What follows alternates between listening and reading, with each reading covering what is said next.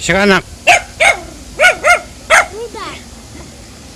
Asa yung mama ni mo? Lagaw. Ha? Lakaw. No, kagi. Ha? Asa min lakaw? Pwede ka may, kamu may tag-ayan sa kawalan, no? Oh. Kisa man ni mo kauban, kina anak na. Ito aming kawayan. Kisa man na anak na kini. Kanang bijag na. Tagang.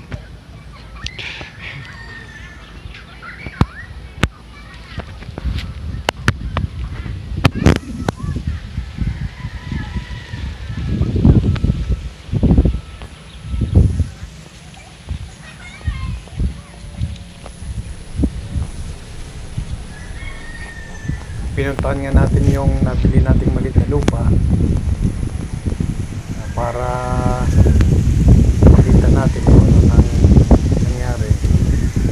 Pagka nauwi ako sa amin, sa probinsya namin, talagang pinupuntahan ko ito, tinitingnan kung ano na ang nangyari, ina-update ko lang.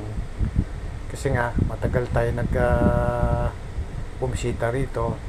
Kung mapupunta lang tayo pagka halimbawa nauwi tayo sa probinsya, kasi nga may kalayuan yung trabaho natin, tapos napakadalang yung pag-uwi natin. Una kong napansin nung pinuntahan natin, masukat na, no? Kailangan ng linisin. Kung napapansin nyo sa gilid, walang mga pakot, no? Kasi actually meron yan dati yung semento, pero nagkaroon kasi ng pagkito na suma. Tapos yung ibang barbed wire kinapitan ng mga maraming damo. Napakasukal dito banda. Ito yung boundary nung sa kabilang side. Yan yung pinaka boundary niya, yung kabila iba na kasi may ari. Tapos dito napakasukal na, kailangan ko na talagang linisin to, kasi balak ko sana bibili ng grass cutter para monthly pinapalinis ko ito. So yun lang natitirang natitirang puno ng nyug at saka isang pignay. Tapos sa bandang unahan naman mayroon diyang kawayan na halos paubos na, kasi mga kapitbahay kasi ako rito na dito na nakuha. Okay lang sa akin yon, as long as na ginagamit naman nila.